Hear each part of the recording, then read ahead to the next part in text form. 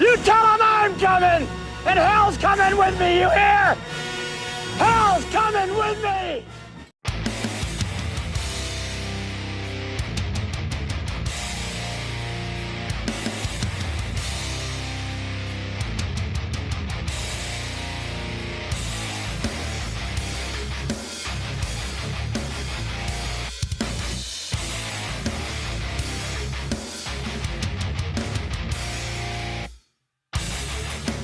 Sigma says Oregon is going to beat Ohio Stank again.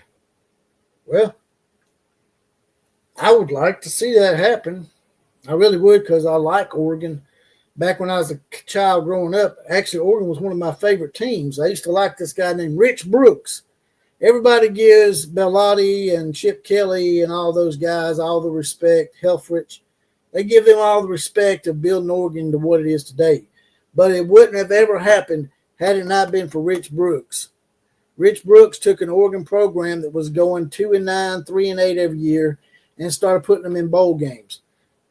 And back then, it actually meant something, because bowl games back then, we didn't have 80 of them like we do now. How many we got?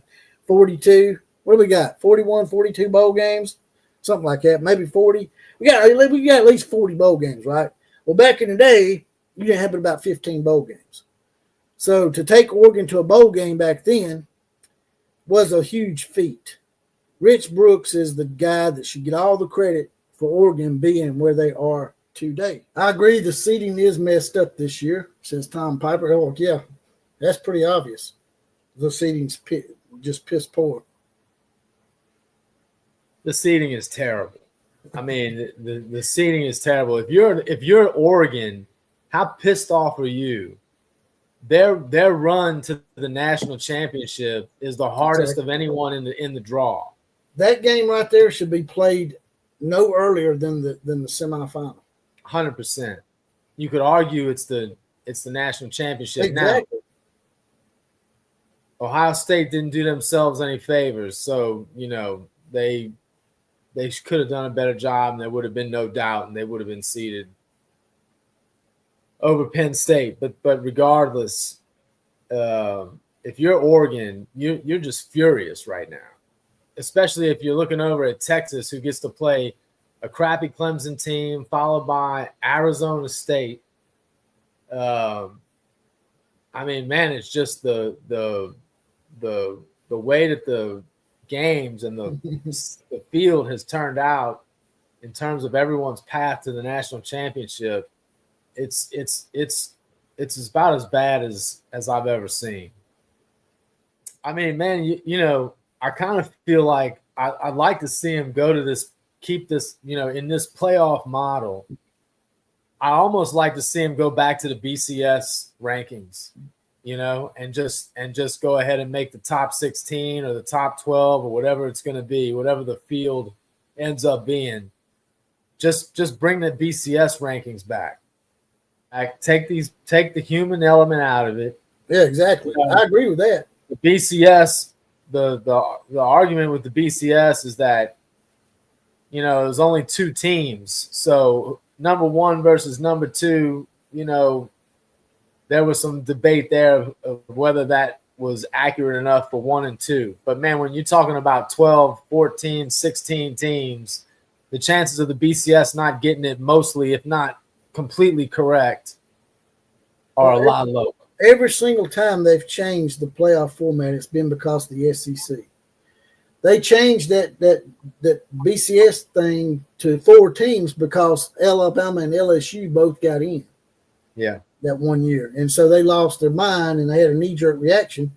When it's actually, that's the first time that ever happened. If they just stayed with just 2 teams, they might be better off, because now all you're doing is providing more spots for the SEC. Well, but man, I like the expanded playoff, the home playoff games. I mean, that's what they need to do. They need to get rid of the bye stuff. Just go ahead and push it out to 16 and give more teams home games. The home playoff game is awesome. We need more of that. We need more of the home playoff games, less of the neutral site. That's another thing for Oregon. Oregon doesn't get. I mean, not only do they not get do they get screwed in who they're playing, they got to play them on a neutral field. Yeah. So it's even more of an advantage for the underdog. So Oregon just getting completely screwed all the way around. But I like the expanded playoff. They just need to go back to take the human element out of it. Let's come up with a ranking system that we all agree on in terms of they're always going to screw with that too, because they were always tinkering with the rankings in the BCS. They weight things more heavily or less heavily. Style points became a thing, so they're always going to be tinkering around. There's always going to be some reaction to the current year's results, and that's fine.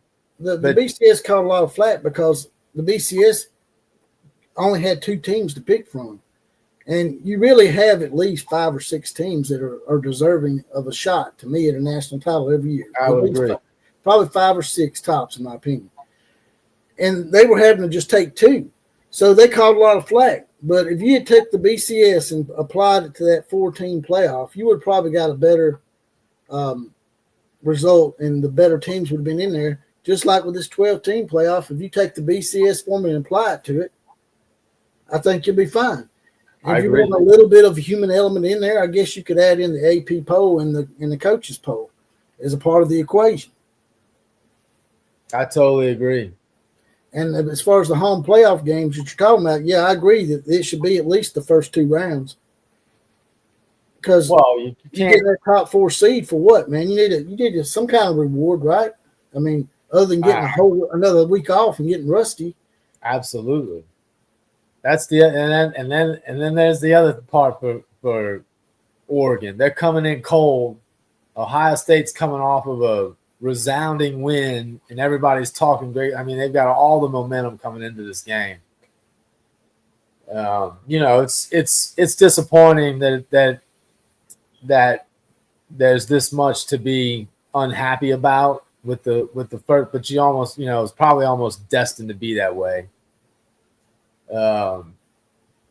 But yeah, man, that's what I think they need to do. Take the bye games out, add more home games, bring back the BCS rankings, and either keep it at 12 or more than likely push it to 16 and just completely do away with the first round bye. Yeah, man, that's what the FCS does. If the FCS can do it, why can't we? Absolutely.